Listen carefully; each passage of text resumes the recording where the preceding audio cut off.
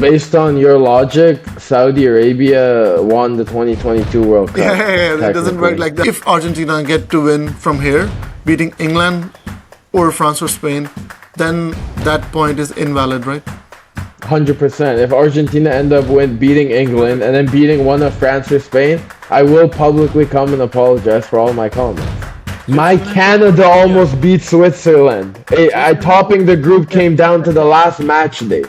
You keep telling yourself you be the top nation then. It's simple as That's not that. a I don't know top what you want me nation. to tell you. You want a cookie? Congrats. Morocco stinker, Sané Lemans, Howler, Norway robbed, and did also Switzerland get robbed by FIFA's intervention? Today we're going to talk about the four quarterfinals that happened, and also going to preview the semifinals. Let's start with you, Safin, with the Argentina's game. I don't see if it was the other way around, I don't see that the same outcome is what I'm gonna say. I don't see the same outcome Surely there were happening. no definite, concrete One, decisions in that game. That I was I don't see how that's a yellow to begin with for the for Argentina blatant player. diving. No, not for Embolo. Because first the ref gave a yellow card to the Argentina player. Okay, and if he didn't give a yellow, he wouldn't have been able to go to VAR. That's what we're not understanding. If there was no yellow given, just foul, VAR's not intervening. I But the don't think guy, that I don't think that initial foul is a yellow card challenge. That's all I'm gonna say. I'm not saying there was anything no else. foul. That was the thing. The guy filmed it. The No, guy at did. first that no no no. What you're not understanding though is okay, the ref called the foul to begin with. Yes. Yes, okay. I don't think that foul to begin with should have been given a yellow card. But the guy dived, the way he pretended as if Paredes has hit him like so bad, he forced referee to give a yellow card. It was diving. It was kind of he tried to It's fool not the about how hard yeah, it has an impact on how hard you roll around or how hard you act, but at the end of the day, he gave a yellow card for a challenge that I don't think should have been given a yellow card. Okay, but And I think take that had an impact on VAR getting intervened. It right, but definitely did. No, I don't think. if even if the referee hadn't given the yellow card, do you think at the end of the day it's the right decision to book a guy who's blatantly diving? I think consistency is more important. I think Yeah. if this is what you're gonna do, I've seen so many instances where a player's on the yellow and they end up diving. I've seen that happen many times, and I don't believe that it gets called nearly 50% of the time. But should they be get called? I no, I think that killed the game. I think anybody can sit here and tell me, like, no one can tell me that Wasn't didn't it his kill the own game. fault? Like, It's not about pointing fingers to whose fault it was or why someone did what they did. My point is that I don't think if this was in Argentina's favor, I don't think that's getting called somewhere else. Ramos, do you think it's just the rules of the games again? It's just the law? I mean, like they gave the same kind of yellow card to Paraguay player. Speaking of laws of the game, if you jump off the stands and go into the crowd to celebrate, laws of the game, that's a yellow card. Lautaro Martinez didn't get it. Don't talk to me about laws of the game. That shit No, doesn't actually, I exist. also read about that. They said that he didn't break the laws that because there are some Really? limitations. Some, Yeah. a player is allowed to celebrate in a considerable amount of time, and there was no physical contact between him and the crowd.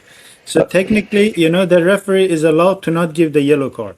That's not my point. My point is that rules of the game they don't always apply. We're not going to be stupid and sit here and say that every game for 90 minutes is followed by how the book says it needs to be Okay, followed. apart from that dive and the red card, everything else was fair and square in that game, right? Argentina, they scored a beautiful goal through Julian Alvarez in the extra time.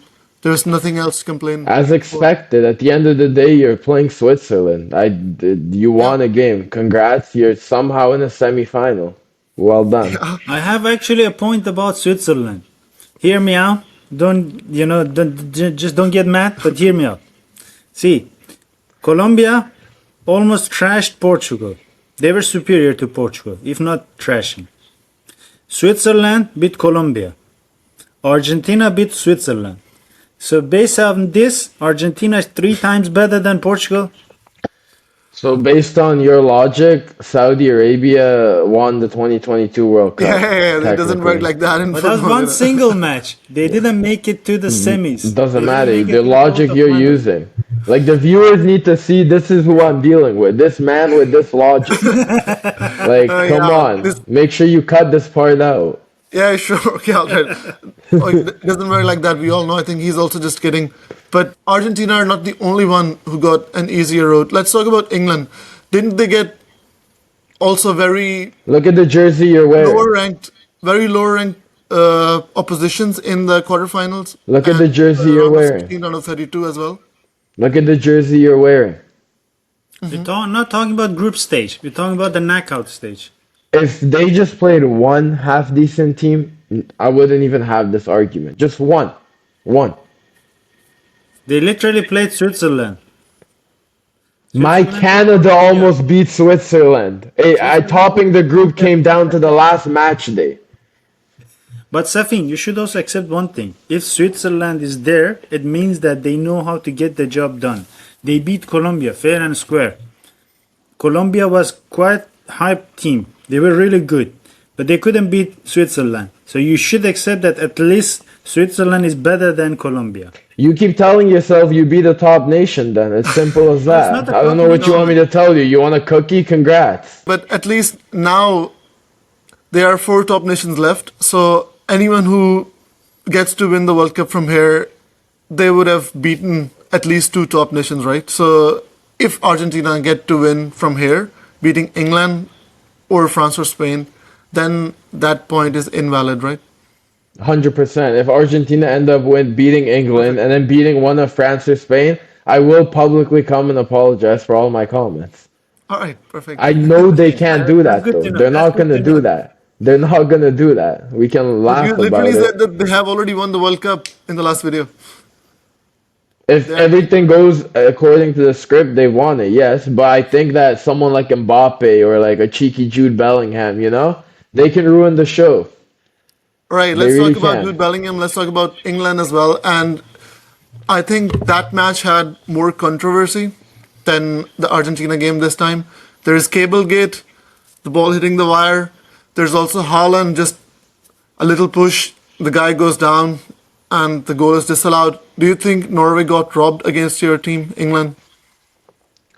First of all, when you say my team, let's keep in mind I support Jude I mean, Bellingham. since Portugal are out, I think, are you not supporting England now? I want Mbappe or Bellingham to lift the World Cup. I don't have a specific favorite that I'm rooting for, to be honest with you. But yeah, I honestly the cable one, I would say in a way like that I think that ball should have been replayed. I will say that. But the push at the end of the day, it's a foul. Like it's just it is a foul. He pushed Right. him. It also reminds me of Mbolo's dive. It was unnecessary. You're just giving an excuse to the ref to disallow a goal or give you a yellow card. Okay, but at the end of the day, if my hand is on you and I'm pushing you, no, I can't. If I throw myself back, you can't prove that how hard I pushed you. You And that's the can't. thing, it's theatrics, right? Because if it's, let me ask you this, let me ask both of you. If it's the other way around, does Holland go down on the ground? Definitely not. It's a size difference 100%. That also goes in play though with 50-50 duels. Holland's not going down against Alessandro Martinez challenge, which means he might get less calls, but if you take Alessandro Martinez taking on someone smaller that goes down, he might get more calls. It's just the reality of where it's at. But even if he's bigger, I think if he goes down, the referee, like he didn't go down against Gabriel, right, in the Premier League. So if he goes down in those tackles, in those challenges, I think he will still get the calls despite his size. But I think the English guy, he just threw himself to the ground. Really, it was so soft, and that happens all the times in the corners. And people are talking more about the wire thing. For me, okay, it should get replayed according to the rules, but Norway had so much time after that, just like the Argentina goal. I will equate it to that. They had the time. Norway had the time to defend it from there. So much play has to be like played all the way to the end. So for me, like I think people are talking about the wrong thing. I think that pushing and shoving in the if you are going to give something for that, there will be almost like a penalty in every case, in every corner kick to have to like point it to the spot or something. It's always softer the other way around, though. Don't forget Yeah. that too. It's always softer if you're attacking, looking to get a penalty versus defending and a free kick in your 18. So what about Jude Bellingham's performance? Again, a couple of goals. Is he in conversation for the golden ball in this World Cup? Okay, In golden conversation. ball, it would be a reach because he needs 3 goals in a semi-final and a No, final, that's and golden that boot. I'm talking about like the oh, best player in the world. golden boot, yeah, yeah, for sure, for sure. Well, if England win, that's if England win. I think if England win, it has to be Bellingham, unless Kane just Bellingham is the somehow best comes player. up with a hat trick in this game and the final, then sure. But if things go how it's going right now, it has to be Bellingham. I think the two sides of brackets couldn't be more different. On one side, you got Argentina and England. They're just scrapping their way through. They are not winning by good performances. They're just individual players like Harry Kane, Bellingham, and in Argentina's case, always Messi. It's just carrying them all the way along. So Bellingham definitely has a chance to win it because he has had some really amazing performance. They probably would have not beat Norway without him if Or he didn't, Mexico. or Mexico for that case. So he has a really decent chance of winning it. And England has been awful. They have not played, I think, maybe to 50% of their quality and their talent. They have played like a small team, but they have known how to get the job done. They have won it. To counter your point, Namo, don't you think Spain have also just scraped through? Look at that last game, 89th minute, a sub comes in. That, by the way, one of the most heartbreaking moments for me in the World Cup so far. I'm watching this game with my girlfriend. Thibaut Courtois gets injured, and I'm getting excited. I'm like, now my Man United keeper Sané Lamans is coming in, and then she says, "But United are not good, so that's probably not good for Belgium." And I'm like, "No, no, no, Lamans, he's good." And then he comes in, and he makes that mistake for the goal. They cut the camera to Courtois. He's also in shock, and yeah, that was a bit heartbreaking to see as a United fan. But don't you think, Namo, that Spain have also just they haven't been that good as well against Belgium? They could, I mean, 89th minute. What if a chance is on the other end and they score? In Portugal's game, 90 minutes 0-0. What if they get a chance? Portugal get a break and they score. Then they're done in both those games. The results might not actually prove my point. My point is like Spain against Portugal, they were not. They didn't give a lot of chances. They get barely a few chances to Portugal. Portugal was not. When you watch the match, you can see clearly Portugal has a very very low chance of beating Spain because Spain not maybe creating too many, but they also control the game. They didn't allow Portugal to come and kind of maybe have one-on-one chances or a lot of good big chances. And against Austria, they were quite dominant. They won 3-0. And my point about Spain is like to score at 90th minute, to sub out some players, bring the other players in. It just shows that your team has what it takes, the quality, the depth that you need to go further in this competition. Their top players, Yamal has been underperforming. Williams, he's not even there. And Pedri, he's being a shadow of himself. Still, this team is not allowing, like Mexico could have beat England. They had many chances. Like Argentina could have been beaten 3 times so far. But Spain, you could have not said any of the same conversation about any of the Spain's matches. They could have not been beaten by Portugal. They beat Portugal at the last minute, but up to that point, Portugal had almost no chance. From minute 60th, it was all Spain. Didn't Nuno Mendes hit the bar? That was a long shot from far away. Yeah, It but like wasn't. in this kind of game, like it's 1-0, like one goal. Don't you think, Safin, that we are treating Spain like a little bit too leniently. They like Belgium They even after haven't. 2-1, even Let's after put 2-1, it. Unai Let's put Simon it was this way. making, yeah. Let's put it this way. They came into this tournament as favorites. One of the top two favorites, if not three for sure. They haven't had a single convincing game. Maybe if you take Saudi Arabia's trashing 4-0, sure, you got the job done. But they haven't had a convincing game where you look at them and you're like, okay, this is the team that's going to win the World Cup. Spain has not had that. And that's the thing. I think probably no team has had it apart from France. That's why they look like a class apart from the rest. But also probably you can say that France haven't played a big team, a big nation in this tournament yet. So maybe they haven't been tested yet. Or do you think it's just their level? France is just head and shoulder above the rest. I think France is head and shoulder above the rest. I I would think the I would quality that they have, and when you have four world-class players, when I say I mean world-class, similar to Portugal, we had midfield, and then, but on the they paper. click. There's no ego at all, and when you have four world-class players with no ego, it's dangerous. You stop Mbappe, you worry about Olise. You stop both of them, you got two other superstars in Dembele and Doué.